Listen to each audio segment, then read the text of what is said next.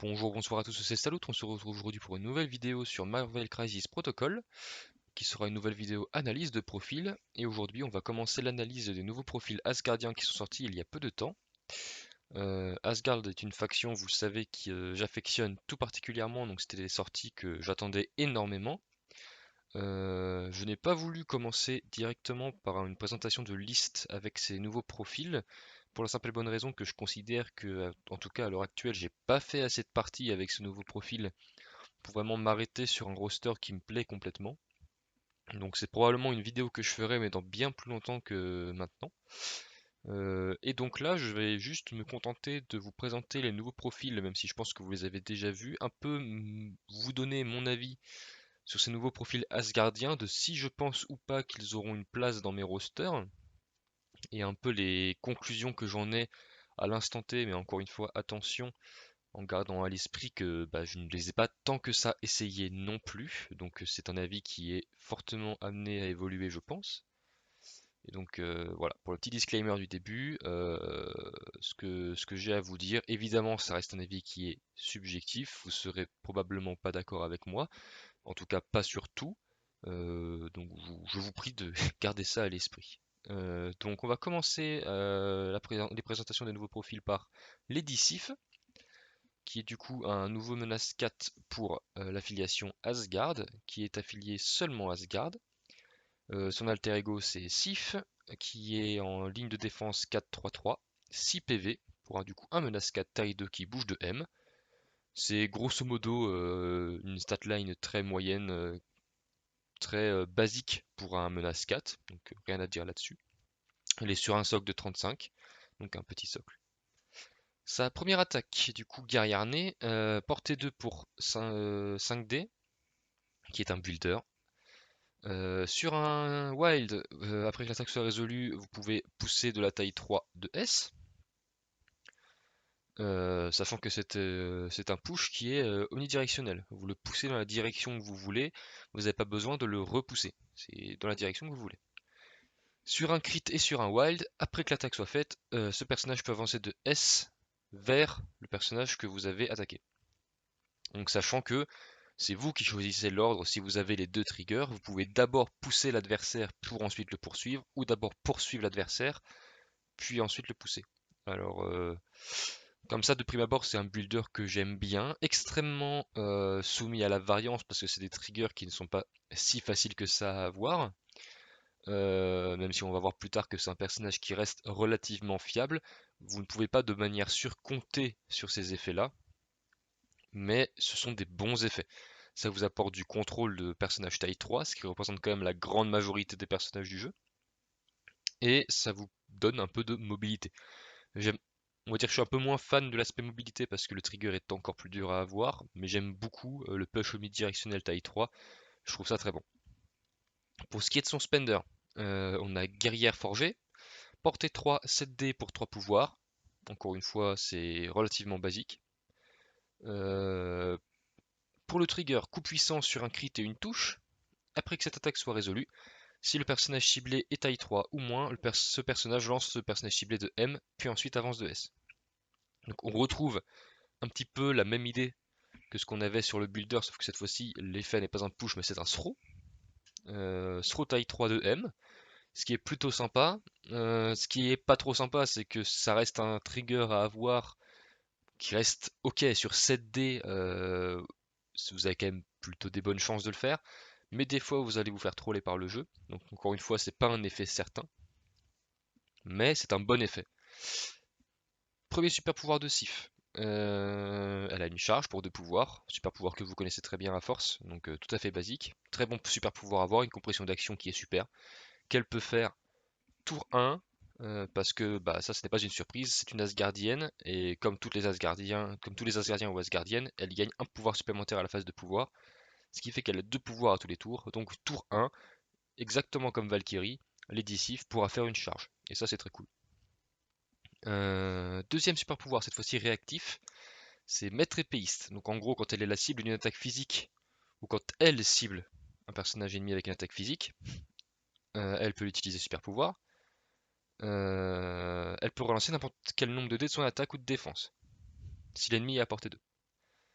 Euh, donc c'est là qu'on se rend compte et que le kit prend un peu tout son sens, c'est que c'est un personnage de corps à corps et de mêlée qui va être super fiable. C'est littéralement le même super pouvoir que le Baron Zemo premier du nom. Et c'est tout bonnement excellent. On peut regretter pour un 4 Asgardien qu'elle n'ait pas d'attaque à 6 dés, mais il vaut mieux avoir 5 dés en attaque avec n'importe quel nombre de dés que vous pouvez relancer, plutôt qu'en avoir 6 sans relance. Donc ce super pouvoir là est tout simplement excellent. Je pense que c'est un des meilleurs super pouvoirs du jeu si on constate à quel point ça a un impact sur le profil du Baron Zemo premier au global. Ça rend Sif très très fiable au corps à corps. Et encore une fois, le maître épéiste, vous pourrez le faire à tous les tours. Donc si vous commencez déjà votre tour au cac et que vous n'avez pas besoin de charger, bah, vous allez pouvoir faire des builders à 5D et ni reroll avec potentiellement un poussé et une advance. Donc non, je trouve ça vachement cool. Ça va donner une létalité au personnage tout à fait honnête. Pour l'instant, je suis plutôt fan. Pour ce qui est de ses passifs Asgardiennes, je vous en ai déjà parlé. Et ensuite, rompu au combat. Donc quand ce personnage devrait subir des blessures d'un effet ennemi, vous diminuez la quantité de dégâts subis de 1 pour un minimum de 1. Donc une réduction de dégâts. Ça aussi c'est tout simplement excellent, c'est un des meilleurs passifs à avoir du jeu. C'est... Alors certes avec un minimum de 1, mais tous les pouvoirs de réduction sont bons. C'est jamais quelque chose de mauvais à avoir, c'est une des meilleures choses que vous puissiez avoir sur un personnage, surtout sur un personnage qui est censé faire de la mêlée. Donc ça c'est excellent. Et du coup ça conclut le profil de Sif. Alors sur sa face injured, elle conserve exactement la même statline, le même nombre de points de vie. Donc on est sur un personnage globalement qui est en 4-3, 6 PV, donc 12 PV au global qui réduit les dégâts de 1, en ayant au corps à corps potentiellement de la full reroll en défense sur les attaques physiques. Donc, en termes de tankiness, à mes yeux ça reste quand même relativement au-dessus de la courbe moyenne. C'est comparable je pense à un perso comme Beta Rebuild et compagnie. Alors Beta c'est un peu différent parce que lui il peut réduire les dégâts à 0. Donc ça change un petit peu les maths du truc, mais ça reste comparable. Donc on a un perso qui est relativement tanky. On a un perso qui est excellent dans les phases de corps à corps avec une très bonne manipulation de dés avec le Master Swordsman en attaque.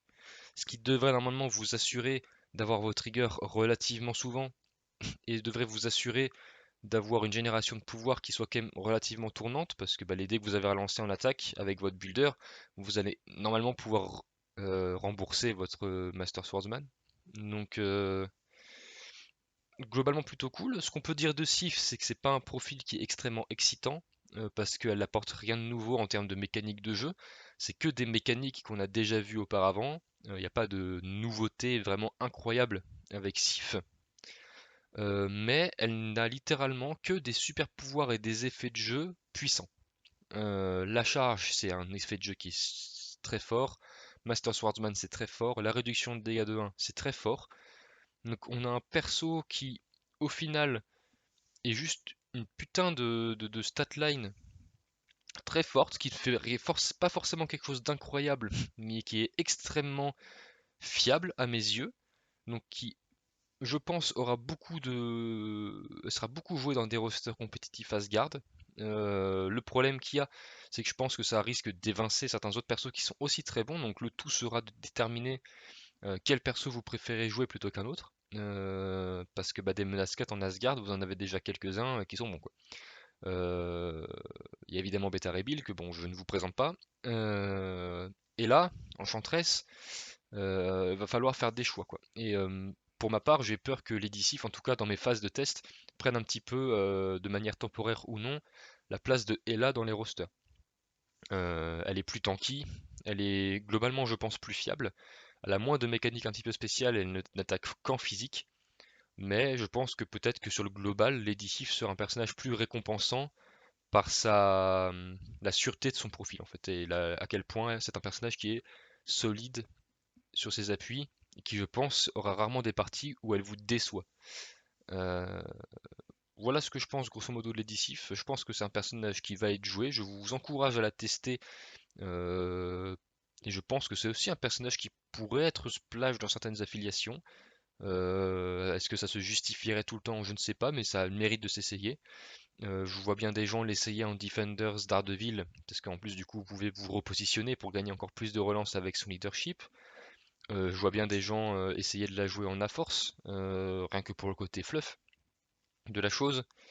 En Hellfire, je pense que c'est un perso qui peut aussi avoir du sens, même si elle manque un petit peu de contrôle pour un playstyle 100% Hellfire. Mais la réduction de dégâts de 1 avec une statline pareille, ça reste très fort.